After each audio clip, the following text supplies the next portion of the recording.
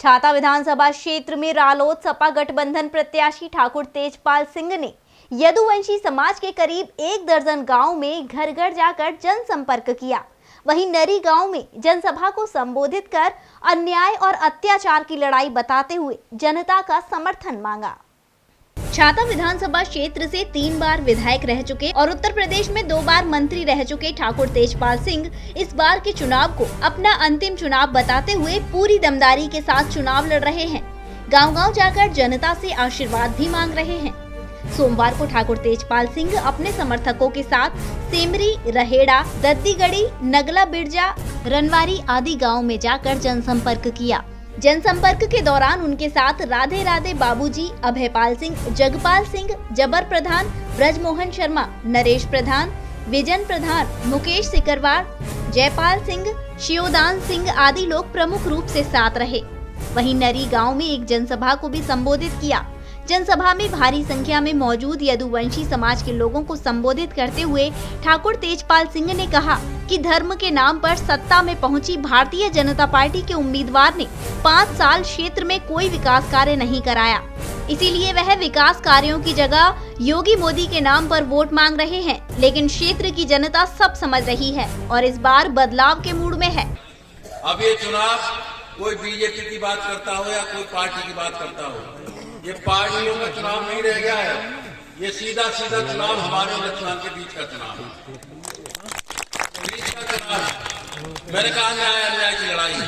पहली बार बहुत टाइम खा गया था, मोदी जी के नाम पर वोट दे दिया, वोट लेके चले गए, चुनाव जीत के चले गए, मंत्री बने और पिछले 5 साल से पूरे क्षेत्र की खाद भेड़ के रख दी है। इतने काउंटर खोल रखे सिवाय कोटा परमिट, थाने, तहसील, इसके अलावा कोई राजनीति नहीं की है। विकास से उनका कोई दूर दूर का कोई संबंध नहीं है। लेकिन एक बार भी मुख्यमंत्री के सामने ये उन्होंने ये डिमांड नहीं रखी और बीजेपी के लोग इतने झूठ बोलते। राजनाथ सिंह 2 बार आए, 2014 में बात 17 में वायदा करके गए और 2019 में पार्लियामेंट में 4वां वायदा करके शुगर मिल हम चलाएंगे। योगी जी महाराज आए, उन्होंने कहा 5 साल तुम मुख्यमंत्री रहे हो, 1 पैसे का बजट नहीं दिया, तो इनकी नीयत खराब है, कोई काम करना नहीं चाहता। और जहां तक हमारे स्थानीय प्रतिनिधि की बात है, तो मित्रों मैं आपसे एक ही बात कहता हूं, भैया, भतीजे, नाते, रिश्तेदार और तो और जो गोबर डाल रहे हैं उनके यहाँ बेलूट खसूट मचा रहे हैं उनकी बात। तो मित्रों अब इसीलिए क्योंकि आपने देखा है 5 साल क्या क्या किस तरह से क्या बात हुई है, अब माफी मांगते पड़ते हैं, रोते पड़ते हैं, कोई सुन नहीं रहा, खींचा कर अब भी धमकी दे रहे। और देखो कितनी बड़ी बात, मरते मरते भी मरने को जा रहे हैं और उसके प्रधान की हत्या करा दी। केवल इसलिए हत्या कराई और हमारे नाम का नाम रिपोर्ट खिलाफ करा दी कि साहब तेजपाल के लोगों ने हमारे प्रधान को मार दिया। वो तो कलई खुल गई और वो कलई में साफ आ गया कि वो चंद्रा डोला के बठेन में बड़ी मीटिंग में जाटों ने जो बात कही थी, बाई बातों में नरीन कह रहा हूं, उनने ये कह दी कि साहब हम काऊ के संग अन्याय ना करें, वो 4 पुत्र रह लियो, तुम 3 ही पुत्र रहे हो, अब के बराबर उड़ार करके भेज देंगे। तो अब के बारी तक मारिए। और सही बात है, मैं चुनाव लड़ना नहीं चाहता, लेकिन वो छोड़ने को तैयार नहीं।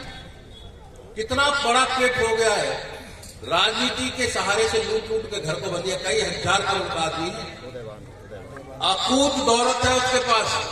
तो मित्रों को मान नहीं रहे, मानने को जा रहे हैं, पर उन्हें पता नहीं। तो मित्रों जब हमने मना कर दिया था तो सर्वे कराया पार्टियों ने।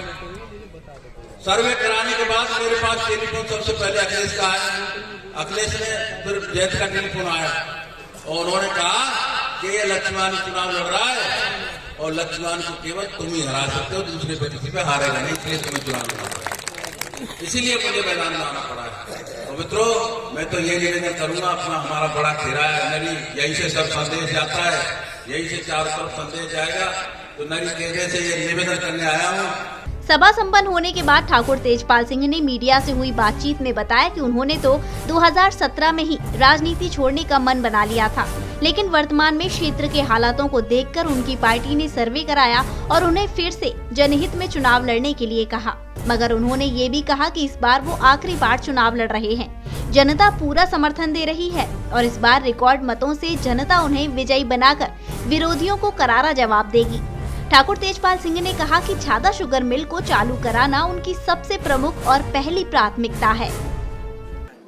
ये पिछले 2017 के चुनाव में चौधरी लक्ष्मण ने ये कहा था कि मेरा आखिरी चुनाव है और जनता ने और इस बच्चे से मेरा बेटा चुनाव लड़ रहा था, तो मैं आखिरी चुनाव में इस बच्चे से मुझे क्यों मरवाते हो। जनता रहम खा गई कि भाई इसका आखिरी चुनाव है तो चलो लड़का सामने लड़ रहा है तो चलो लड़का तो फिर आगे लड़ लेगा, आप इसको जिता दो। रहम खा गए, जिता दिया।